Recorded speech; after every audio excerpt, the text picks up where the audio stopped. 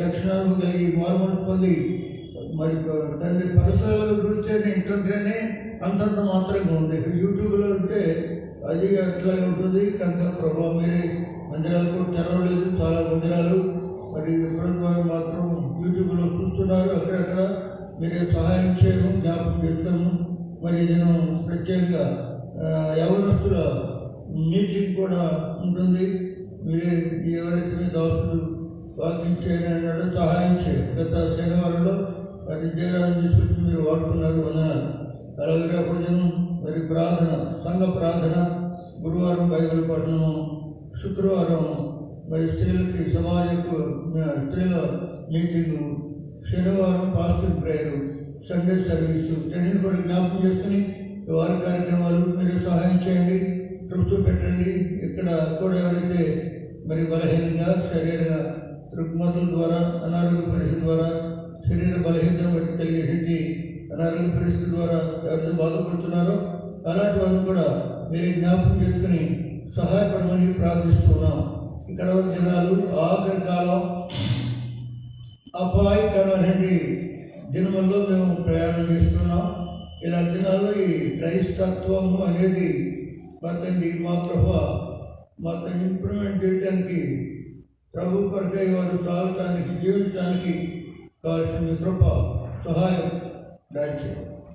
ఎప్పుడు నిర్మూలన దాని కాంపిటేటివ్ కూడా మీ కాపులను దాచేయండి, గుర్తు పెట్టండి. ఆవరణ అంతటనే మా పని కూడా మీ నిత్య నిబంధన రక్త ప్రోక్షణ క్రిందకి తీసుకుని వస్తూ ఉన్నాం. కనబడి కనబడకుండా పనిచేసిన సాతాను శరీర శక్తులను మా ప్రభు అయిన యేసుక్రీస్తు నామమున బంధిస్తున్నాం. మీరు దేన్ని బంధిస్తారో దాన్ని బంధిస్తా అన్నారు. కాబట్టి మా ప్రభు మీరు పోరాడే శరీరంతో కలిగిన ఆకాశ మండలం ఉన్న దురాత్మల సమూహంలో పోరాడుతున్నాం కనుక క్రైస్తత్వంలో దినదినము పోరాటం ఉంటుంది. ఏదో విధమైన పోరాటం, అది శరీరానికి ఆత్మకే పోరాటం. శరీరం నిద్రపోతూ ఉంటుంది, ఆత్మను జీవించాలంటుంది. ఇవన్నీ కూడా ప్రకృతిలో జరిగేటువంటి సందర్భాలే, మేము చూస్తున్నవే. అయినప్పుడు వాటిని సరైనటువంటి అవగాహన లేకపోతే ద్వారా మేము ఎంతో బలహీనం అయిపోయామని తెల్లవారు ఒకటి తప్పదు. ఇక్కడ రాత్రి కూడా వచ్చిన మీటింగ్లో సహాయపడారు. వాళ్ళు ప్రారంభించిన కార్యాలతో చేయండి. ఈ విధంగా మా ప్రభు వారి వద్ద జరిగే కార్యక్రమం అంతట్లో కూడా మీరు జ్ఞాపకం చేసుకోమని ప్రార్థిస్తున్నాం. మీ ప్రజలకు క్షేమాభివృద్ధి కలగడానికి, మా ప్రభు మీ కొరకు సాగిపోయడానికి, ఈ క్రైస్తత్వంలో జీవించడానికి కావాల్సిన మీ కృప, మీ సహాయం దయచేయమని ప్రార్థిస్తున్నాం. మమ్మల్ని మీ దయగలిగిన, కనికరం కలిగిన, కృప కలిగిన గాయపడిన కరుణ హస్తములకు అప్పగించుకుంటూ మా ప్రభుని, మా రక్షకుడైన యేసుక్రీస్తు వారి పరిశుద్ధమైన నామమున తండ్రి ఆయా వృత్తులు ఉండే వారిని కూడా జ్ఞాపకం చేసుకోండి. వారికి ఉన్నటువంటి బాధ్యతలను కూడా సహాయం చేయండి. యేసు పరిశుద్ధ నామమున ప్రార్థిస్తున్నాం తండ్రి, ఆమేన్.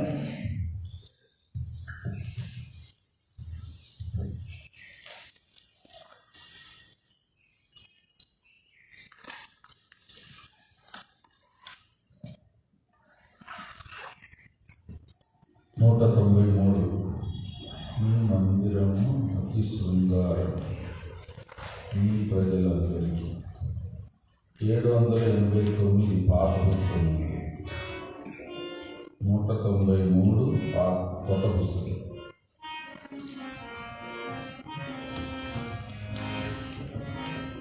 మీ మందిరము అతి శృంగారం మీ ప్రజలందరికీ.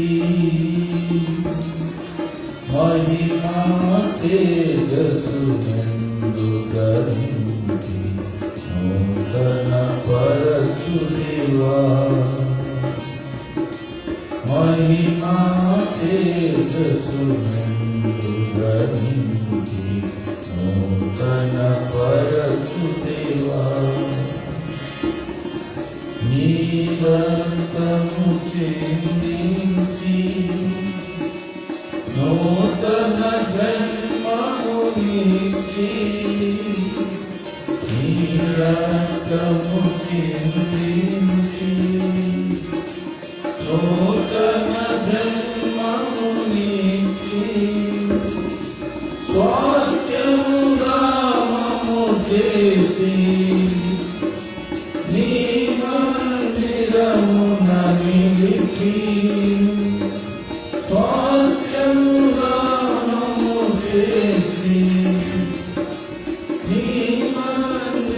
స్థలమున నిలిచి పొదువలందు కృప చూపించి తృప్తిగా పోషించితివి.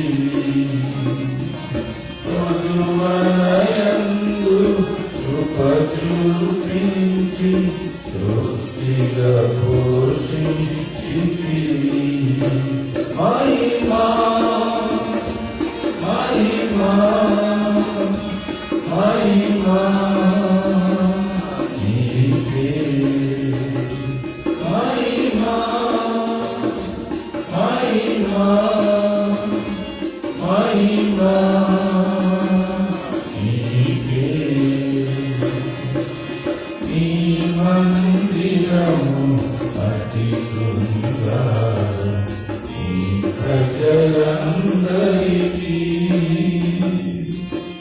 మహిమా తేజస్సు నందుగని నూతన పరచుదేవా. మహిమా తేజస్సు నందుగని నూతన పరచుదేవా. నీ మందిరములో నిత్యం వసించి వర్ధిల్లెదము. నీ మందిరములో నిత్యం వసించి వర్ధిల్లెదము. అనుదినము స్తుతించి నూతన బలమును పొంది అనుదినము స్తుతించి నూతన బలమును పొంది అన్నిటియందు దీవించబడి ధన్యులుగాను. అన్నిటియందు దీవించబడి ధన్యులుగాను.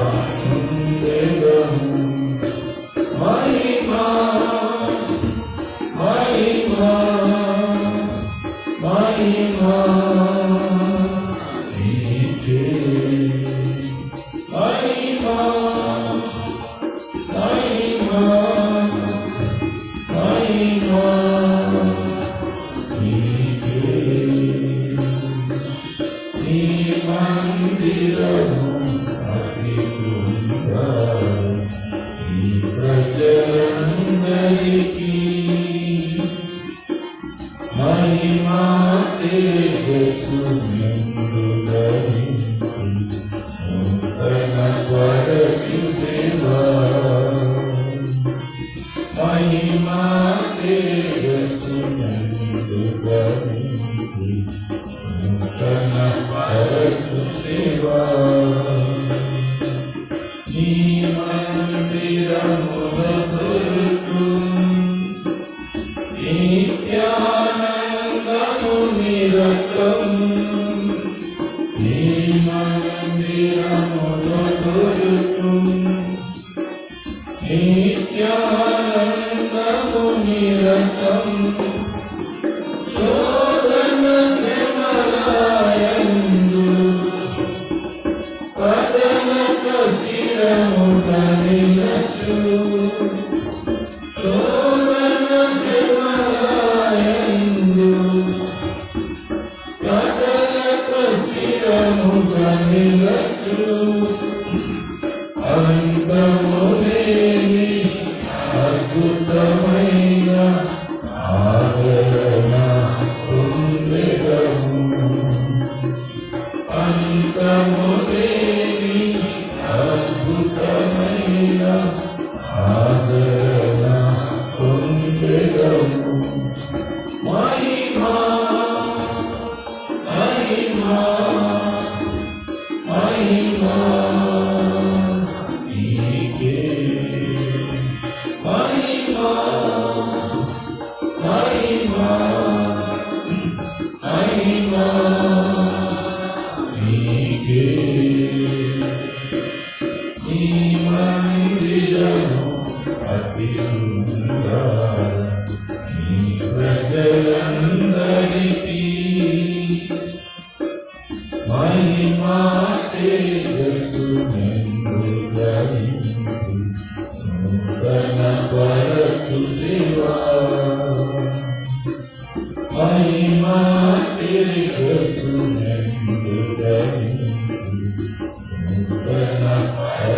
వసుదేవా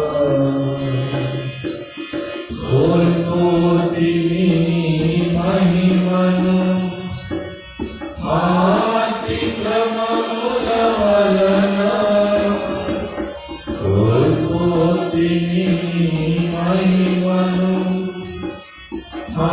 అతిక్రమముల వలన క్షమించి నిలుపుము దేవా మహాప్రభావ మహిమను క్షమించి నిలుపుము దేవా మహాప్రభావ మహిమను మునుపటి మహిమను మించిన మహిమతో ముందుగా నిలుపుము దేవా మునుపటి మహిమను మించిన మహిమతో ముందుగా నిలుపుము దేవా మహిమా మహిమా మహిమా నీకే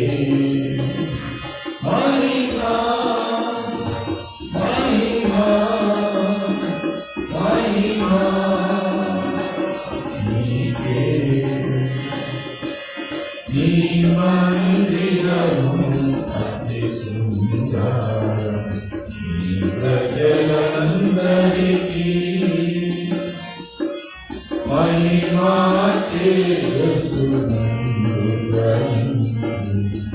నూతన పరచు దేవా మహిమా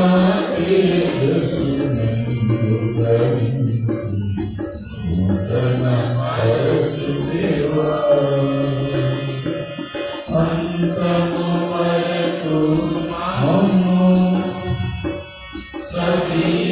సజీవరావలి నుంచి అంతము వరకు మమ్ము సజీవరావలి నుంచి కట్టుము ఆత్మమందిరము నింపుము అధిక మహిమను కట్టుము ఆత్మమందిరము నింపుము అధిక మహిమను యుగ యుగములకు ఘనత మహిమ నీకే కలుగును గాక యుగ యుగములకు ఘనత మహిమ నీకే కలుగును గాక మహిమా మహిమా మహిమా నీకే మహిమా మహిమా మహిమా నీకే నీ మందిరము అతి సుందరం నీ ప్రజలందరికీ మహిమా తేజస్సు నిండుగా నిండి నూతన పరచు దేవా మహిమా తేజస్సు నిండుగా నిండి నూతన పరచు దేవా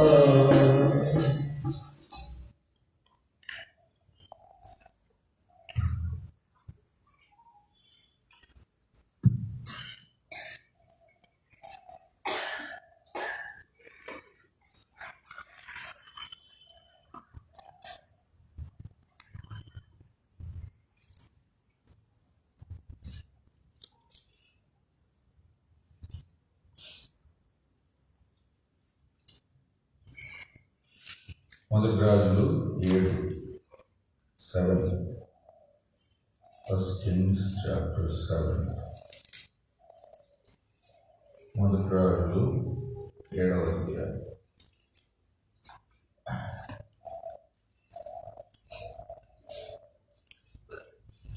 సొలొమోను 13 సంవత్సరములు తన నగరును కట్టించుచుంది, దానినంతటిని ముగించే.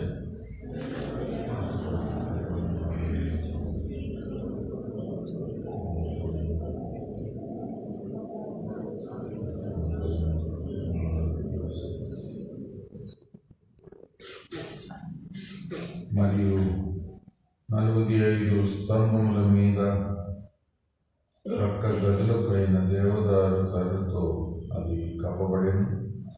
ఆ స్తంభములు వరుసకు పైగా 15 వేసి చొప్పున 3 వరుసలు ఉండెను.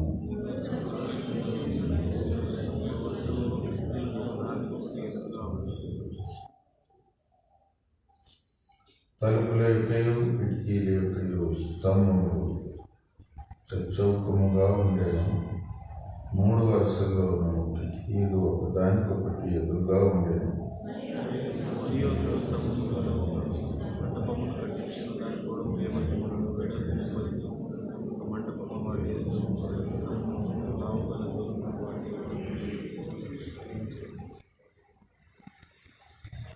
తర్వాత తాను తీర్పు కూర్చుంటకై ఒక అధికార మండపమును కట్టించను.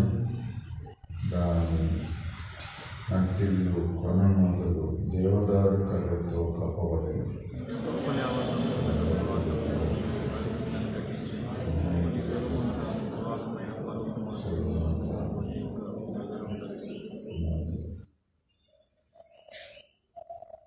ఈ కట్టడలన్నిటి పునాది మొదలుకొని గోడ చూరు వరకు లోపలను వెలుపలను వాటి పరిమాణ ప్రకారంగా కొలువబడినట్టు రంగముల చేత కొలబడినట్టు మిగిలి వెలగల రాళ్లతో కట్టబడెను.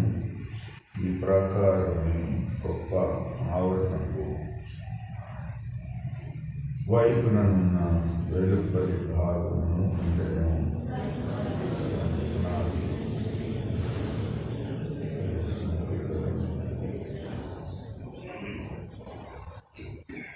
పైకట్టున పరిమాణ ప్రకారముగా చుట్టబడిన మిక్కిలి వెలగల రాళ్ళను దేవదారు కర్రను కలవు.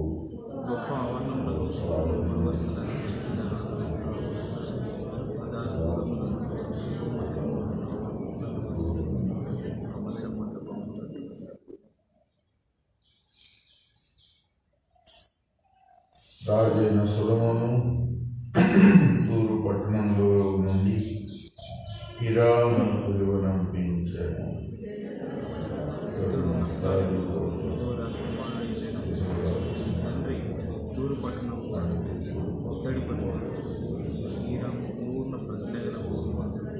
ఇద్దరితో చేసిన వస్తమైన పనులు చమత్కారం పనులు వాడుపై అతడు సొలొమోను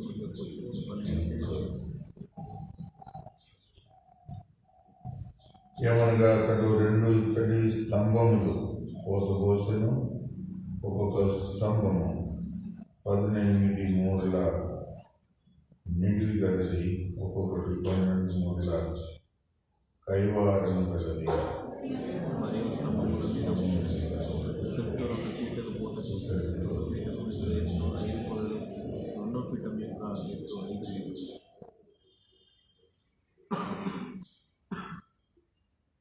మరియు స్తంభముల మీద ఉన్న పీటలకు అల్లిక పని వంటి పనియు గొలుసు పని దండలను చేయబడడం.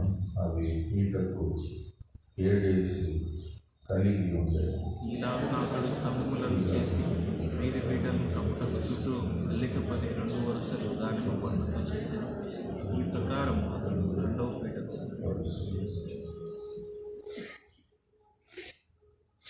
మరియు స్తంభముల మీది పీటలు 4 మూరల మట్టుకు తామర పుష్పము వంటి పని గలవై ఉండెను. మరియు 2 స్తంభముల మీదనున్న పీటల మీద అధిక పని దగ్గరున్న ఉప్పెత్తుకు పైగా దానిమ్మ పండు 200 దానిమ్మ పండు ఆ పీట మీద వరుసలు ఆ స్తంభములను అతడు పరిశుద్ధ స్థలపు మండపంలో ఎత్తించెను. కుడి పార్శ్వపు స్తంభమును ఎత్తి దానికి యాకీను అని పేరు పెట్టెను. ఎడమ పార్శ్వపు స్తంభం ఎత్తి దానికి బోయజు అని పేరు పెట్టాడు. ఈ స్తంభముల మీద తామర పుష్పం వంటి పని ఉండేది. శిలాల స్తంభం యొక్క మట్టి సమానమైన మరియు అతడు పోత పనితో ఒక సముద్రమును చేసెను. అది ఈ తట్టు ఆ నుంచి మొదలుకొని ఆ తట్టు పై అంచు వరకు 10 మూరలు. అది 5 మూరల ఎత్తు వెళ్తాయి. గుండ్రముగా ఉండెను. దాని కైవారము 10 మూరలు. దానిపై అంచులకు ఇంత చుట్టూను గుబ్బలుండే మూరకు 10 గుబ్బలు చొప్పున సముద్రం పూత పడిపోయినప్పటికీ 2 వరుసలుగా పూత పోయింది. అది 12 ఎడ్ల మీద నిలువబడి ఉండెను. వీటిలో 3 ఉత్తర దిక్కున 3 పడమర దిక్కును, 3 దక్షిణ దిక్కును, 3 తూర్పు దిక్కును చూచుచుండెను. వీటి మీద ఆ సముద్రము ఎత్తబడి ఉండెను. వాటి వెనుకటి భాగములన్నీ లోపలి తట్టు తిప్పబడి ఉండెను. అది బెత్తెడు తలసరిగా దానిపై అంచు పాత్రను పై అంచు మరి తామర పుష్పంలో వంటి పని కలిగి ఉండేది. అది 9 గరిసెలము. మరియు అతడు 10 ఇత్తడి స్తంభములు చేసెను. ఒక్కొక్క స్తంభము 4 మూరల పొడుగు, 4 మూరల వెడల్పు, 3 మూరల ఎత్తు కలిగి ఉండెను. ఈ స్తంభముల పని వాటికి ప్రక్క పలకలు కలవు. ఈ ప్రక్క పలకలకు జవల మధ్య మధ్యనున్న ప్రక్క పలకల మీద సింహములను, ఎడ్లను, కెరూబులను ఉండెను. మరియు జవల మీద అలాగుండెను. సింహముల క్రిందను, ఎడ్ల క్రిందను వేలాడు దండల వంటి పని కలిగి ఉండెను. మరియు ప్రతి స్తంభములకు 4 ఇత్తడి చక్రములు ఇత్తడి దుస్తులను కలిగి ఉండేవి. దాని 4 మూలలు రొట్టె కింద అడిగిన ప్రతి స్థలం దగ్గర.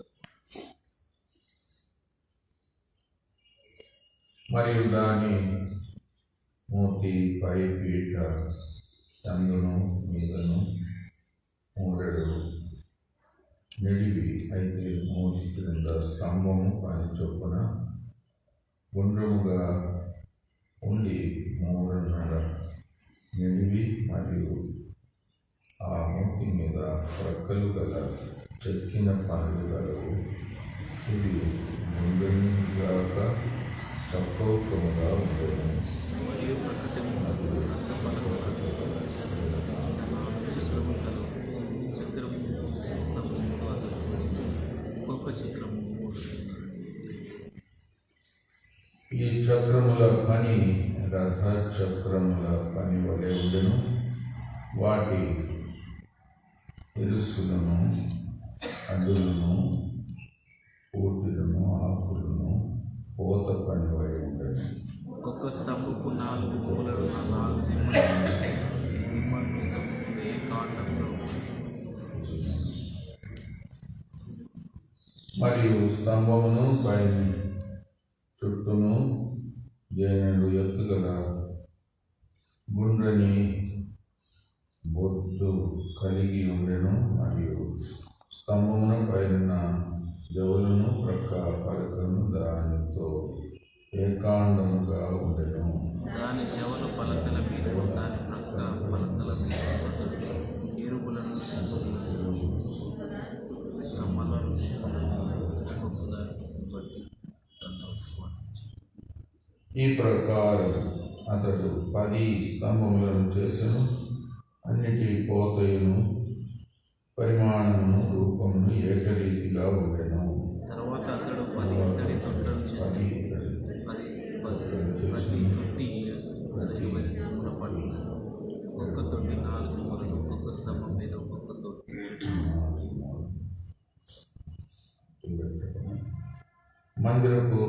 పార్శ్వమున 5 స్తంభములను, మందిరం యొక్క ఎడమ పార్శ్వమున 5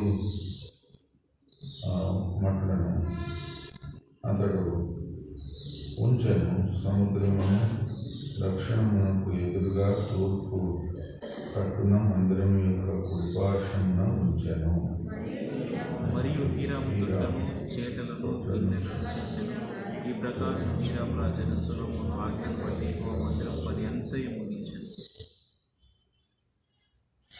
2 స్తంభములను, ఆ 2 స్తంభముల మీదనున్న పైపీటల పల్లెములను, ఆ స్తంభములను పైపీటల పల్లెములను కప్పిన 2 అల్లికలను, ఆ స్తంభముల మీద ఉన్న పైపీటలలో పల్లెములను కప్పిన అల్లికలను, పల్లెములను 2 వరుసలు చొప్పున 4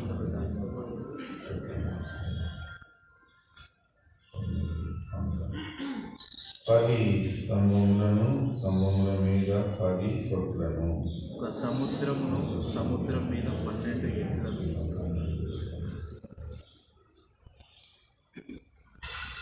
బిందెలను, చేటలను, గిన్నెలను, వీటన్నిటినీ రాజైన సొలొమోను ఆజ్ఞను బట్టి హీరాము యెహోవా మందిరమునకు చేసెను. ఈ వస్తువులన్నీ మెరుగుపెట్టిన ఇత్తడివై ఉండెను. యోర్దాను మైదానములో సుక్కోతునకు సారేగా మధ్య చిట్ట భూమి ఎదురు వాటిని పోగొట్టుకోవచ్చు. అయితే ఈ ఉపకరణములు అవి విస్తారములైనందున సొలొమోను ఎత్తు చూచుట మానివేశను.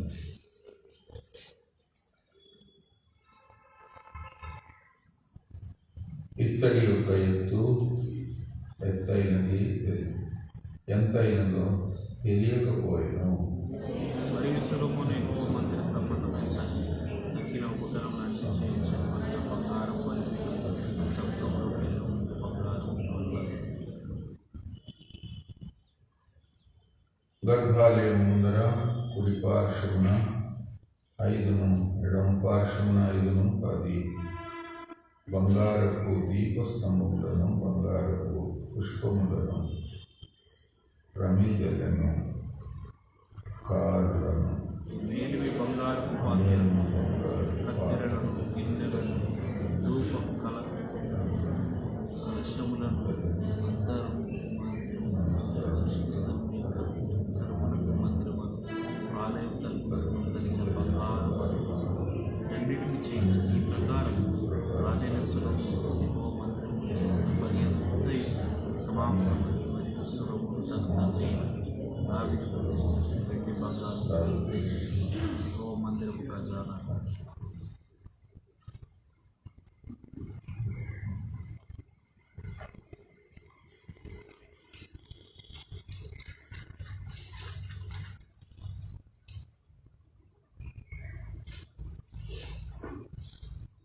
సొలొమోను సొంత ఇల్లు, తర్వాత మందిరం కట్టించిన విధానం, కట్టించిన దాని యొక్క వివరణ ఇక్కడ చూస్తున్నాం.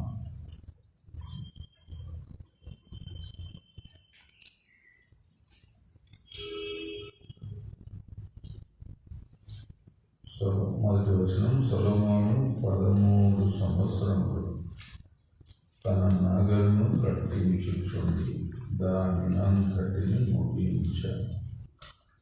13 సంవత్సరం. 2వ వచనంలో, మరియు అతడు లెబనోను అరణ్యపు నగరును కట్టించాడు. దీని పొడవు 100 మూరలు, వెడల్పు 20 మూరలు, ఎత్తు 30 మూరలు, 4 వరుసల దేవదారు స్తంభముల మీద దేవదారు దూలములు వేయబడి.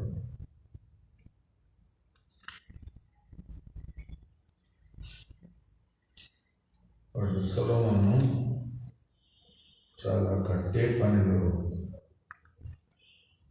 నిమగ్నుడై ఉండాడు. దేవుని మందిరం కూడా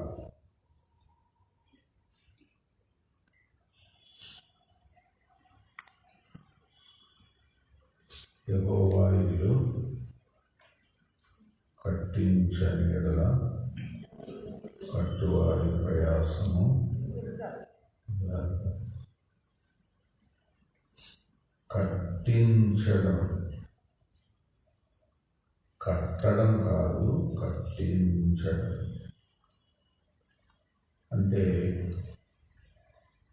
మన సహకారం కూడా దేవునితో ఉండాలి. కట్టించడము అంటే అలాంటి అర్థం ఇస్తుంది. దేవుడు కడతాడు, కట్టగలడు, కానీ మన సహకారంతోనే మన ఇల్లును కట్టిస్తాడు. అది ఒక గొప్ప హెచ్చరిక. దేవునితో మనం సహకరించాలి. దేవుడు మనల్ని వాడుకోవాలి. దేవుడు సొంతగా కట్టే ఇల్లు కాదు, మన ద్వారా మనలను కూడా వాడుకొని మన ఇల్లు కట్టిస్తాడు. కాబట్టి ఒక కుటుంబం అలాగా కట్టబడడం ఒక ఇల్లు కట్టినట్టే. జ్ఞానవంతురాలు తన ఇల్లు కట్టుకుంటారు. జ్ఞానం లేని మూడు రాజు మూడవిగే వాళ్ళు ఉంటారు.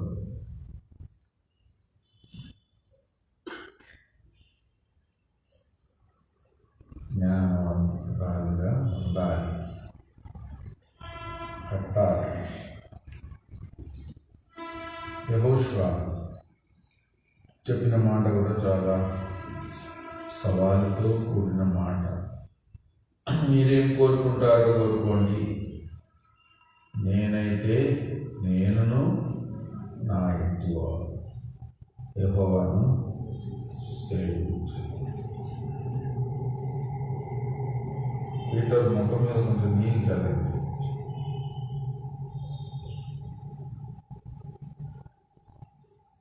నిద్ర వస్తున్నాడు.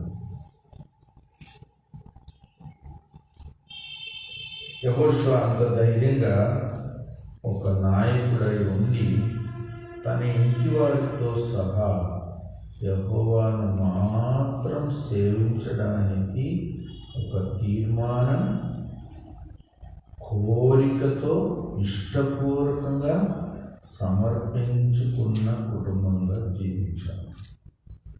అందుకే యెహోషువను దేవుడు మోషే తర్వాత ఏర్పరచుకున్నది కూడా దేవుని ఏర్పాటు. అనేకులకు ఒక మాది. చాలామంది అట్లా చెప్పలేదు. ఇంటి వారందరితో మేము ప్రభువును సేవిస్తామని చెప్పలేదు. ఎందుకంటే ఇంట్లోనే కొందరికి మానవంశులు, ఇంకా వాళ్ళేం సేవలేదు. కాబట్టి అలాంటి కుటుంబంగా కావడం, దేవుని బిడ్డలు కూడా అలాంటి కుటుంబాలుగా ఉండడం సంఘానికి కూడా క్షేమం, అనేకులకు ఆశీర్వాదం. కాబట్టి అనేక కుటుంబాలు అలాగ బైబిల్లో కూడా చూస్తున్నాం. దేవుని కొరకు అపోస్తలుడైన పౌలు కాలంలో కూడా అనేక కుటుంబాలు అలాగా అందమైన రీతిగా, శ్రేష్టమైన రీతిగా, ఆత్మీయంగా కట్టబడిన కుటుంబాలుగా కాగలిగిన ఫిలెమోను గురించి ఏం రాయబడింది? అతడు జత పనివాడు. ఫిలెమోను. అఫియాన్ గురించి ఏం రాయబడింది? ఇంగ్లీష్లో ఇంకా బాగుంది, ప్రియమైన సహోదరి అని రాయబడింది. తెలుగులో అట్లా రాలేదు, కానీ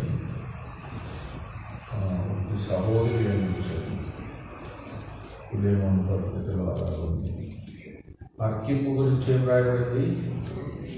తోడి యోధుడు, అంటే ఆత్మీయ పోరాటంలో కూడా పాల్గొంటాడు. యవనస్తుడు, తోడి యోధుడు. చూడండి ఎంత మంచి మాట. వాళ్ళ ఇంట్లో ముగ్గురే, ఆ ముగ్గురు కూడా అలా కాగలిగినారు. తర్వాత ఓనేసిము కూడా సిద్ధపరచబడ్డాడు.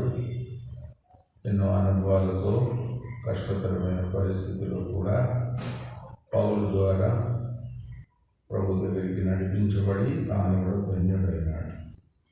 పనివాడు కూడా, బానిస కూడా. ఒకటి ఎంత మంచి సాక్షి.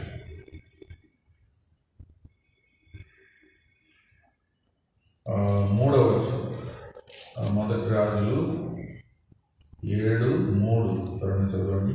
మరి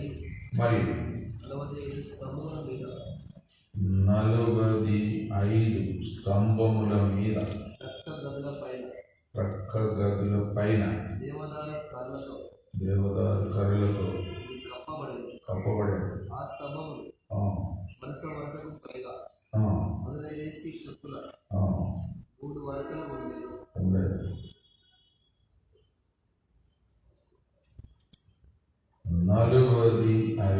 స్తంభముల మీద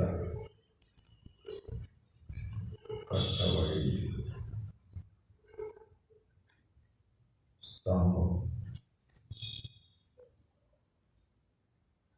స్తంభాలు సాధారణంగా ఇంటిలో ఉంటుంది.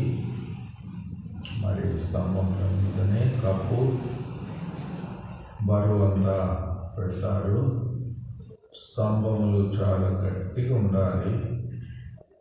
మన మందిరంలో ఉండే స్తంభాలు కూడా ఎంతో కాలం నుండి ఉంది. ఇదంతా టేపు కర్రలు అంటారు. లేకపోతే ఇంతకాలం ఉండదు, చదువులు పడుతుంది. టేపు కర్రలకు చదువులు పట్టవు. ఇంకో మరి చెదలకు దీని వాసన పడదు. అందుకే ఇంతకాలం నుండి ఈ స్తంభాలన్నీ టేపు కర్రలతో ఉన్న స్తంభాలైనా కూడా ఇంకా బాగానే ఉంది. చెదలు పట్టకుండా, బలహీనం కాకుండా బలంగా ఉంది. పక్షం గారు ఆ దినాల్లో అంత జ్ఞానంతో ఆ కర్రను ఏర్పాటు చేసి దానితో కట్టారు. ఇంతవరకు ఉంది. దేవునికి స్తోత్రం. ఎంతైనా స్తంభాలు. సంఘం కూడా ఒక స్తంభం అన్నట్టు ఉంది వాక్యంలో. చెప్పండి. మొదటి తిమోతి 3:15 ఎవరైనా చదవండి. అయినను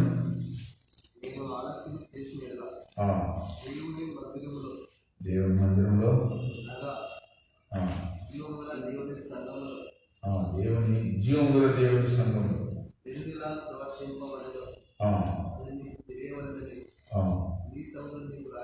రాయిచున్నాను. ఆ సంఘం సత్యమునకు స్తంభము ఆధారమునై. ఎంత గొప్ప బాధ్యత, ధన్యత, బరువు మోయాలి సంఘం. లోకమంతటికి సత్యం అనేది చూపెట్టడానికి, మరి సత్యం అనేది ఏమిటి? ఈ లోకములో దేవుని గూర్చిన సత్యం, రక్షణను గూర్చిన సత్యం, నిత్యమైన సత్యం, ఆత్మీయమైన సత్యం ఏమిటో అది సంఘము ఎత్తి చూపెట్టాలి లోకానికి. మనకందరికీ తెలుసు, లోకమంతా అబద్ధమే. ఎక్కడ పోయినా అబద్ధాలు మాట్లాడుతూ ఉంటారు. అబద్ధాలే వారి బతుకు. ఎక్కడ పోయినా, ఏం చేసినా, ఏం మాట్లాడినా అబద్ధపు మాటలతో లోకం చెలరేగుతూ ఉంది. సైతాన్ అబద్ధమునకు జనకుడు, అబద్ధికుడును అబద్ధమునకు జనకుడు. లోకము దుష్టుని చేతిలో ఉంది. ఎంత ఘోరం! కాబట్టి సత్యంగా ఉండేది, సత్యం చెప్పేది, నిజమైన స్వార్థైన ఆ సత్యమును అంగీకరించకుండా లోకం నశించిపోతా ఉంది. సైతాను చేతిలో ఉంది. అబద్ధాన్నే నమ్ముతున్నారు, అబద్ధమే ఇష్టపడతారు.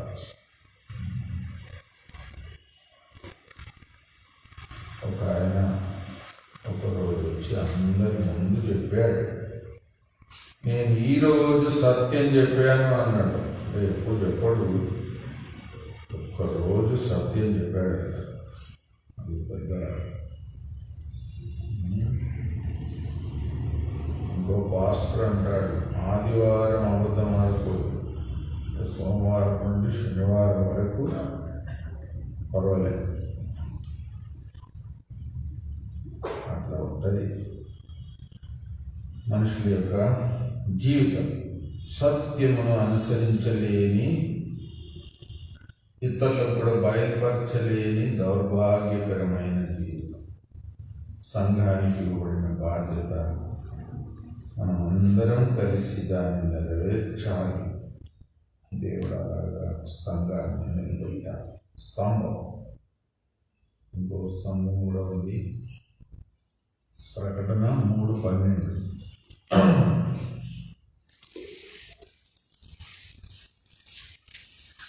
చదవండి. జయించువాని నా దేవుని ఆలయములో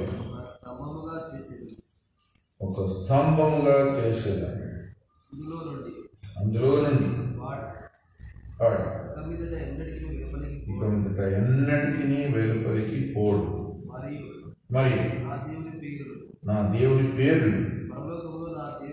పరలోకములో నా దేవుని యొద్ద నుండి దిగి వచ్చుచున్న నూతనమైన యెరూషలేమును, నా దేవుని పట్టణపు పేరు, నా కొత్త పేరు వాని మీద రాసి. ఫిలడెల్ఫియా సంఘం అక్కడ జయించువారు ఎలాంటి ఆధిక్యతలతో మరి జీవిస్తారు, ఉంటారు. దేవుని ఆలయంలో ఒక స్తంభముగా చేసేదాన్ని. ఒక విధంగా దేవుని ప్రజల మధ్యలో ఎవరైనా స్థిరంగా ఒక పట్టుదలతో, ఒక ధైర్యంగా దేవుని కొరకు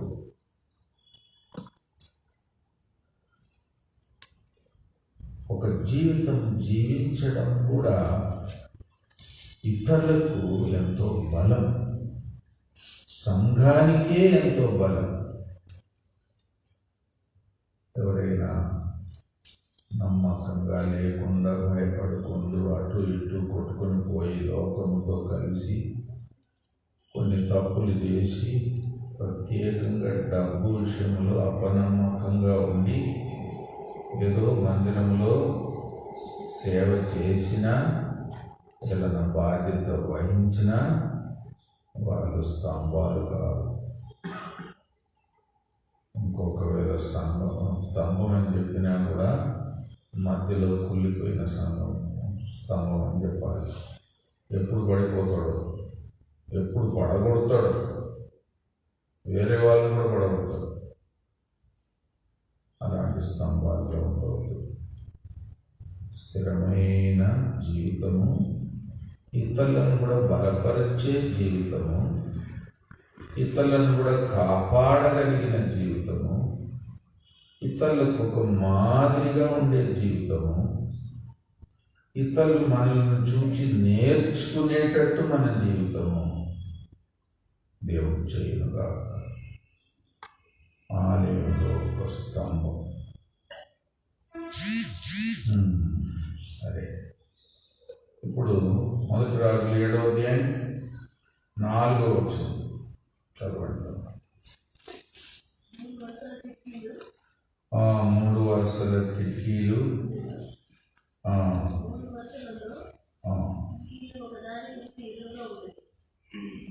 3 వరుసల్లో కిటికీలు ఒకదానికొకటి ఎదురుగా ఉండేవి.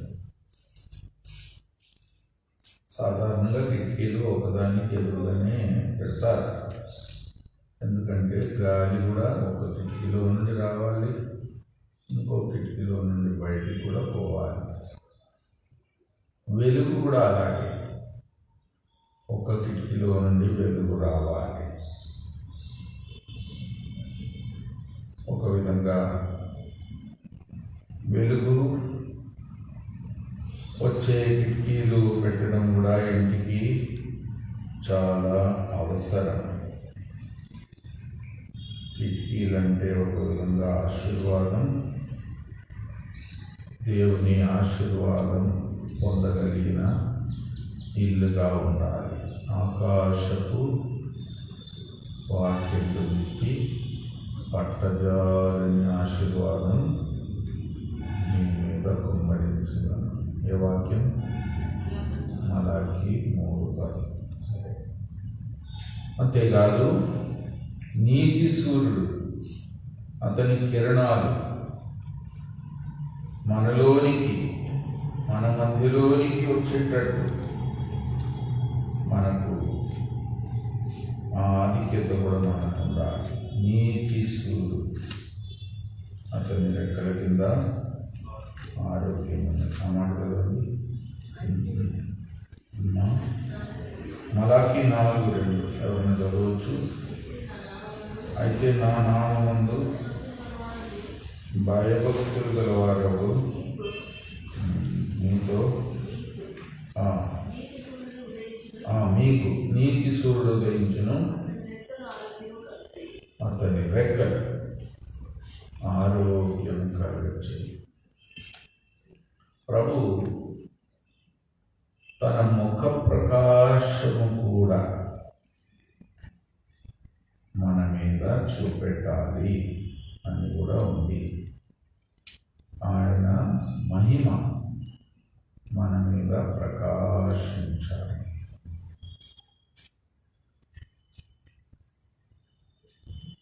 మన జీవితం అలాగా ప్రభువుకు అనుకూలంగా ఉంచుకోవాలి. ప్రభు యొక్క ముఖం మనల్ని చూచి సంతోషించి మెచ్చుకొని ఆ ముఖం యొక్క ప్రకాశం మన మీద పడాలి, వెలుగు పడాలి, కిరణాలు పడాలి. అది మనకెంతో గొప్ప ఆశీర్వాదం. కిటికీలో నుండి వెలుగు వచ్చినట్టే. కాబట్టి అలాంటి అనుభవంలోనికి రావాలి. ఇల్లు యొక్క నిర్మాణం ఎంత ఆత్మీయ అర్థాలతో కూడినట్టు వివరణలు ఇవ్వబడింది. తలుపులు కూడా ఉన్నాయి.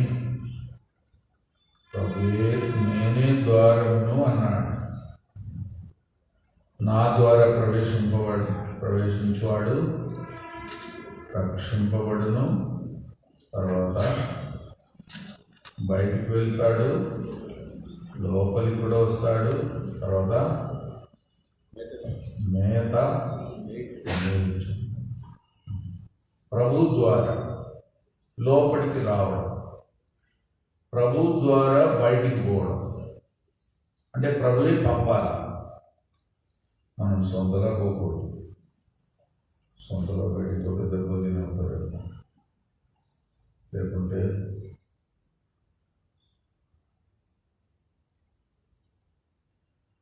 ఎన్నో ఇబ్బందులు పడతారండి. ప్రభు ద్వారా పంపబడాలి, ప్రభు ద్వారా లోపలికి స్వీకరించబడాలి. ప్రభువే మనకు ద్వారా ప్రవేశం. ప్రభు నామమే మనం ధరించుకోవాలి. ప్రభువే మనకు యోగ్యత, ప్రభువే మనకు తండ్రి దగ్గర ప్రవేశం కూడా, మనుషుల ముందు కూడా. ఇంకా కొన్నిసార్లు శత్రువు తలుపులు మూసేస్తాడు, దాన్ని కూడా ప్రభు తెరుస్తానన్నాడు. ప్రభు తలుపు తీస్తే ఎవరు మూయలేరు, ప్రభు మూస్తే ఎవరు తీయలేరు. మూస్తే తీయలేరు, తీస్తే మూయలేరు. అంటే ప్రభుకు ఉంది ఆ అధికారం. దేవుడు సేవ చేయాలంటే కూడా దేవుడు మన కొరకు తలుపు తీయాలి. కాబట్టి అది కూడా ఒక గొప్ప అనుభవం. ప్రభు అలాగ నడిపించును కాదు.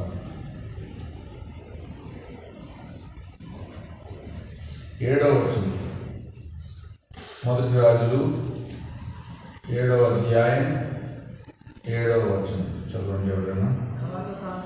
తర్వాత తాను కూర్చుండుటకై ఒక అధికార మండపమును కట్టించారు. దాని నట్టిల్లు పనమొదలు దేవదారు కర్రతో కప్పబడి మండపం కూర్చుండుటకై. దేని కొరకు కూర్చుండుటకై? తీర్పు తీర్చడానికి. రాజు ఇల్లు ఒక విధంగా ఇశ్రాయేలు మీద అధికారిగా చేయబడిన రాజు అనేక సందర్భాలు తప్పు చేసిన వారికి శిక్ష విధించాలి, లేకుంటే హెచ్చరికనని ఇవ్వాలి. తప్పు సహించిన వారిని ఆదరించాలి. ఒకవేళ వారు నష్టపోతే కూడా నష్టపరిహారం కూడా చేపియాలి. ఎంత బాధ్యత! తీర్పు తీర్చడం అంత సులువైన పని కాదు. తీర్పు తీర్చే బాధ్యత ఒక విధంగా చాలా గొప్పది. ఎంత న్యాయంగా తీర్పు తీరుస్తాము అనేది మన జీవితం అంతటికీ అదొక ప్రభావం ఉంటుంది. ఏదైనా తప్పు తీర్మానం చేశామంటే అది మనకు క్షేమం కాదు, సంఘానికి క్షేమం కాదు, మన భవిష్యత్తుకు కూడా క్షేమం కాదు. అంత జాగ్రత్తగా ఉండాలి. ఏదన్నా తప్పు తీర్మానం చేశామంటే ఒక విధంగా ఇతరులను మనము అనవసరంగా మరి నేరం మోపకుండా కూడా జాగ్రత్త తీసుకోవాలి. అది కూడా పొరపాటే. తీర్పు తీర్చకుడి, ఎందుకంటే మీరు తీర్చబడకుండా అట్లా హెచ్చరిక. ఎవరినైనా ఒక మంచి దారికి తేవడానికి మనం ప్రయత్నం చేయాలి. ఒక హెచ్చరిక ఇచ్చి ఇతరులను సరిచేయాలి. అది సేవ. అందరి తప్పులు పట్టేది ఏం సేవ? కొంతమంది ఎప్పుడు అదే పనిలో ఉంటారు. కాబట్టి దేవుని సేవ అనేది న్యాయంగా తీర్పు తీర్చడం, ఒక విధంగా సమకూర్చడం, ఒక విధంగా దేవుని తీర్పు నుండి తప్పించుకునే మార్గం చూపించడం. నిజమైన సేవ అట్లా ఉంటుంది. ఒక న్యాయమైన దయగలిగిన మంచి రాజు అలాంటి తీర్మానం చేస్తాడు. తీర్పు తీర్చేది చాలా జాగ్రత్తతో ఉండాలి. అది మనకి ఇవ్వబడిన హెచ్చరిక. మీరు ఒకరోజు లోకానికి తీర్పు తీర్చబోతున్నారు. జాగ్రత్త. మీరొక రోజు దేవదూతలకు కూడా తీర్పు తీర్చబోతున్నారు. కాబట్టి మీరు ఈ అల్పమైన విషయంలో, లోక విషయాల్లో ఎంత జాగ్రత్తగా తీర్పు తీర్చాలి అని రాయబడింది. ఎక్కడ? 1 కొరింథీ 6 చదవండి. 3. మనం దేవదూతలకు 6:3 1 కొరింథీ చదవండి. మనం దేవదూతలకు తీర్పు తీర్చుతామని ఎరగరా? ఈ జీవన సంబంధమైన సంగతులను గురించి మరి ముఖ్యంగా తీర్పు తీర్చవచ్చును కదా. ఇది చిన్న విషయం, అది పెద్ద విషయం. ఈ చిన్న వాటిలోనే సరిగా చేయలేకపోతే, శ్రద్ధ తీసుకోకపోతే, జాగ్రత్త తీసుకోకపోతే, నిర్లక్ష్యంగా ఉంటే ఒకరోజు అంత పెద్ద బాధ్యత, అర్హత దేవుడు ఎట్లిస్తాడు? అలాంటి వారికి ఇస్తాడా? జాగ్రత్త. ఈ లోకంలో చిన్న విషయంలో జాగ్రత్తగా తీర్పు తీర్చేది అభ్యసించకపోతే దేవుడు తన బిడ్డలకు అంత గొప్ప ఆధిక్యత ఇవ్వబోతున్నాడు. ఎవరికి? ఇక్కడ సరిగ్గా న్యాయం తీర్చే వారికి ఇస్తాడు. పుట్టుటి తీర్పులన్నీ, అన్యాయపు తీర్పులన్నీ, అబద్ధపు తీర్పులన్నీ తీర్చేవారికి అంత పెద్ద బాధ్యత, అర్హత ఇవ్వడు. జాగ్రత్త ఉండాలి. మన తీర్పులన్నీ దేవుని దృష్టిలో అంగీకారమైనట్లుగా, దయ కలిగినదిగా, సమకూర్చేదిగా, యోగ్యమైనదిగా, ఒక గొప్ప ధన్యకరమైన బాధ్యత నిత్యత్వంలో కూడా కలిగి ఉండడానికి ఒక అర్హతగా చేసుకోవాలి. అంత జాగ్రత్త ఉండాలి.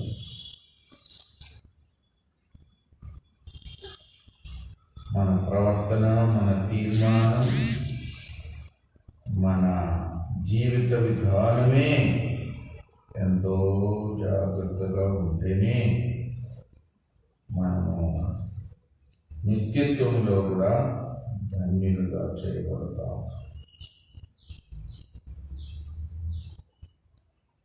10వ వచనం, 1 రాజులు 7:10. దాని పునాది పదేసి 8 మూరలు గల మిక్కిలి వెలగల పెద్ద రాళ్లతో కట్టబడి.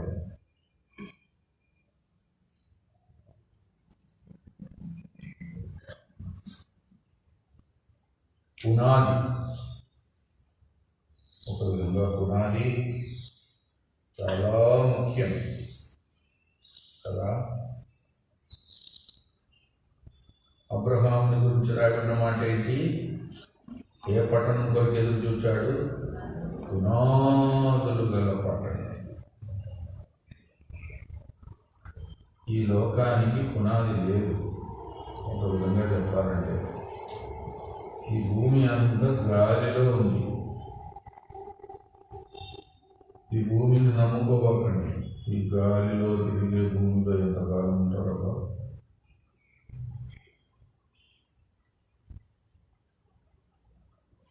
అందుకే అబ్రహాము పునాదులు గల పట్టణమే నాకు కావాలి, దాని మీద మనసు పెట్టాడు. ఈ గాలిలో తిరిగే భూమిని నమ్మబోకండి. ఇది స్థిరం కాదు. ఒకరోజు గతించిపోయేది, ఒకరోజు కాలిపోయేది. ఈ భూమి మీద ఉన్న వాటి మీద మనస్సు పెట్టకండి. పెట్టే వాళ్ళందరూ బుద్ధి లేను, ఆలోచన లేదు. నిత్యత్వం గురించి సరైన తీర్మానం చేయలేని మూఢులు లోకాన్ని నమ్ముకున్నవారు. అందుకే అబ్రహాము గురించి అలా రాయబడింది. అబ్రహాము ఏర్పరచుట. మన జీవితానికి కూడా సరైన పునాది ఉండాలి, అది కూడా ముఖ్యం. చదవండి ఒక మాట, 54:11 యెషయా.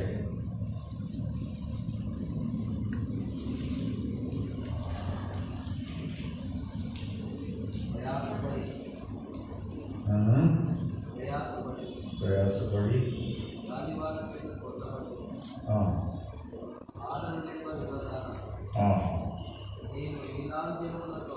నేను నీలాంజనములతో నీ కట్టడమును కట్టుదును, నీలములతో నీ పునాదులను వేయుదును. వా మాణిక్యములతో మణులతో నీ కోట కొమ్ములతో సూర్యకాంతములతో నీ గుమ్మములను కట్టు, ప్రశస్తమైన రత్నములతో నీకు సరిహద్దులు ఏర్పరచు.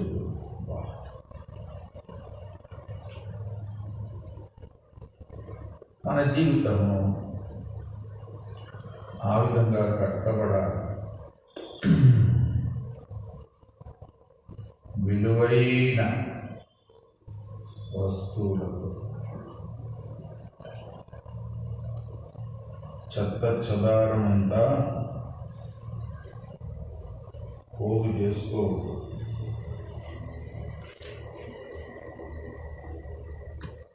దేవుడు మన జీవితాన్ని శ్రేష్టమైన విలువైన వస్తువులతో కట్టబడాలి అని మనకు హెచ్చరిక ఇస్తున్నారు. విలువలేని గతించిపోయే తాత్కాలికమైన తుచ్చమైన విషయాలతో మన జీవితాలను నింపుకోవద్దు, ఆధారంగా కూడా పెట్టుకోవద్దు, కట్టుకోవద్దు, కలిగి ఉండవద్దు. అంత ప్రయాసం, అంత జాగ్రత్త ఇప్పుడే తీసుకోవాలి.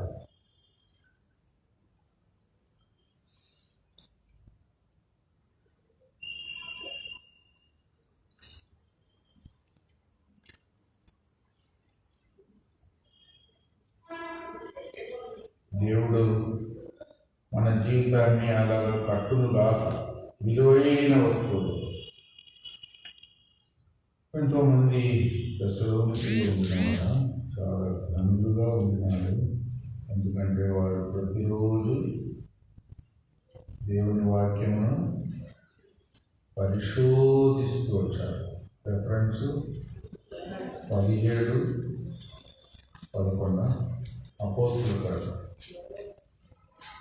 బెరేలో ఉన్నవారు ఎంతో జాగ్రత్త, ఎంతో శ్రద్ధ, ఎంతో పరీక్ష, ఎంతో వెతకడం, తుచ్చమైన దాన్ని, విలువలేని వాటిని తోసివేయడం, విలువైన వాటిని వెతికి కనుగొని. అపోస్తుల కార్యము 17:11 వీరు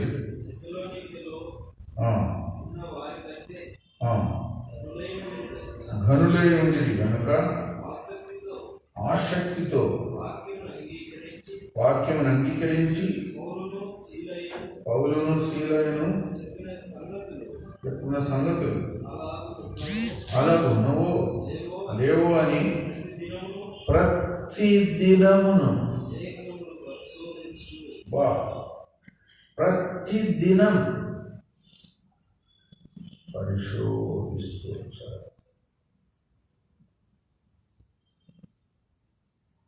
చాలా మంది ప్రతిరోజు బైబిల్ చదవరు,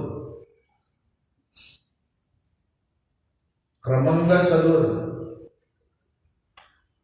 అలాంటి అలవాటు చేసుకోరు.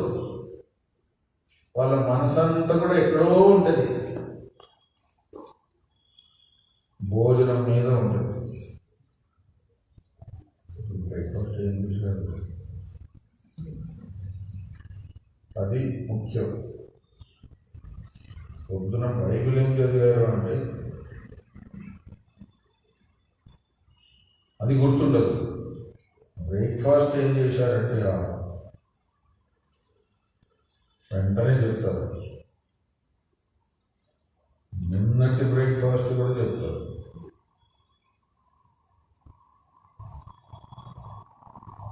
కాబట్టి చాలా జాగ్రత్తగా ఉండాలి. మన మనస్సు దేని మీద, మన ఆశ, మన హృదయం అసలు దేని కొరకు పరీక్ష చేసుకుంటుంది, ఆశపడుతుంది, కలిగి ఉండడానికి ప్రయాసపడుతుంది, వెతుకుతుంది, కలిగి ఉంది. విలువైన వస్తువు, అసలైన వస్తువు, నిత్యమైన వస్తువు. వ్యర్థమైన జీవితం జీవించకూడదు. వ్యర్థమైన వాటి కొరకు ప్రాకులాడకూడదు. జాగ్రత్త.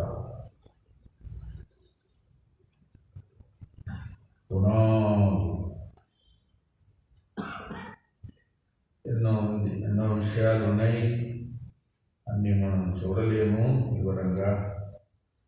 దేవుడు వీటిలో నుండి ఏదో ఒక అర్థం దేవుడు మనకిస్తాడు మన ఆత్మీయ జీవితం కొరకు. అలాగ మనం విలువైన ఇల్లుగా కట్టబడాలి. విలువైన వాటితో కట్టుకోవాలి. ధన్యులుగా జీవించాలి. స్థిరమైన జీవితం ఉండాలి. దేవుడు మనకు సహాయపడుతుందా. లోకంలో అనేకులు వ్యర్థమైన జీవితం జీవిస్తున్నారు. చెత్త చెదారం అంతా పోగు చేసుకుంటున్నారు. జోబులు నింపుకుంటున్నారు, పెట్టెలు నింపుకుంటున్నారు, ఇంకా హృదయం నింపుకుంటున్నారు. ఒక్కరోజు కాలిపోవడానికి, కాల్చబడ్డానికి.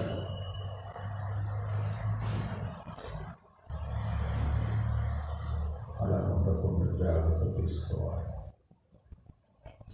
మంటలో కూడా నిలిచే వస్తువులు, పరీక్షలో కూడా శాశ్వతంగా ఉండే వస్తువులు మన జీవితానికి పోగు చేసుకోవాలి. ధన్యులుగా జీవించాలి. అనేకులను అలాగా ధన్యులుగా కూడా చేయాలి. అంతటి జీవితం జీవించడంగా సొలొమోను తన ఇల్లు కట్టిన విధానం, మందిరంలో అనేక నిర్మాణములు చేసిన విధానం యొక్క ఉదాహరణ ద్వారా అలాగా మన ఇల్లు, మన జీవితం కూడా కట్టబడడానికి. లోకంలో అనేకులు వ్యర్థమైన జీవితం జీవిస్తున్నారు. నరకానికి సిద్ధపడుతున్నారు. చాలామంది నరకానికి వెళ్ళిపోయారు. ఇంకా వారికి ఏడుపే. ఇంకా మిగిలి ఉన్న వారైనా పరలోక కొరకు ఆశ కలిగి దేవుని మార్గంలోనికి వచ్చి దేవుని రాజ్యంలో కూడా ధన్యులవునట్లు మనం ప్రార్థన చేయాలి. అది మన పరిస్థితి. అలాగ చేయడం కాదు. ఈ దినం అనేక సంఘస్థులు వస్తారు. వారి అవసరతలు ఏదైనా ఉంటే చెప్పుకోవడానికి. కొంతమంది ట్రాన్స్ఫర్లు అడుగుతారు, కొన్ని స్థలాల నుండి పోస్టింగ్ అడుగుతారు. వారి కొరకు ప్రార్థన చేయాలి. యవనస్తుల మీటింగ్ సాయంకాలం, బుధవారం సంఘ ప్రార్థన, గురువారం బైబిల్ స్టడీ, శుక్రవారం సహోదరుల కూడిక, శనివారం ఉపవాస ప్రార్థన, ఆదివారం 2 సెషన్లు. కొన్ని స్థలాలకు మాత్రమే పరిచర్యలు పంపగలుగుతున్నాం. కొన్ని స్థలాల్లో ఆరాధన జరగట్లేదు. ఏదో యూట్యూబ్లో వాక్యం వింటున్నారు. కరోనాను బట్టి ప్రార్థన చేయండి. ఇంకా బాగలేని వాళ్ళు ఉంటే వాళ్ళ కొరకు ప్రార్థన చేయండి. సహోదరులు మొదలు పెట్టండి. నేను చేయని వారు ఎవరైనా ఉంటే చేయండి, చేయని వారు చేయండి. ప్రేమగల తండ్రి, పరిశుద్ధమైన దేవ, ఉదయకాల సమయంలో మరోసారి నేను స్తుతించడానికి, గణపరచడానికి నన్ను జ్ఞాపకం చేసుకునే విధానాన్ని బట్టి నీకు వందనాలు దేవ. మరి నీ దాసుని నిలబెట్టుకొని మరి వాక్యమును ప్రభు మరి నాకు అనుగ్రహించిన సొలొమోను ఏ విధంగా అయితే నీ మందిరము కట్టిస్తూ వచ్చినాడు, మరి ప్రభు మరి మేము కూడా ఆ యొక్క మందిరంలో నమ్మకమైనటువంటి స్తంభములుగా ఉండటానికి నన్ను జ్ఞాపకం చేసుకుని దానిని బట్టి వందనాలు. లోకంలో ఎంతోమంది నశించిపోతున్నప్పటికీ దేవాన్ని ఉచితమైన కృప చేత నన్ను జ్ఞాపకం చేసుకొని నన్ను ప్రత్యేకపరిచి ప్రభు నీ యొక్క ఉన్నతమైన పిలుపు ద్వారా నీ స్వాస్థ్యంతో కలిసి ప్రభు నేను కూడా నీ యొక్క సేవ ఉపకరణం మోయడానికి నాకు అనుగ్రహించిన గొప్ప భాగ్యంను బట్టి నీకు స్తుతులు చెల్లించుకుంటున్నాం ప్రభా. మరి యొక్క దినములలో ప్రభు నన్ను జ్ఞాపకం చేసుకున్నాం. కరోనా దినాల్లో కూడా ప్రభు నీ యొక్క ప్రభు మరి కృపను నాకు అనుగ్రహించి సజీవులుగా ఉంచిన మీకు వందనము దేవ. మరి మేము కూడా శ్రమలేదు మరి నీ యొక్క సేవలో ప్రభు మరి రాళ్ళు వలె మా యొక్క పరిచర్య నిలిచినట్లు ప్రభు మరి మేము అట్టి విధానంలో సేవ చేయడానికి మాకు కృపను అనుగ్రహిస్తారండి దేవ. ఇంకా ఎవరైతే లోకంలో నేను ఎరుగుతూ ఉన్నారో వారందరూ కూడా జ్ఞాపకం చేసుకుంటున్నారు.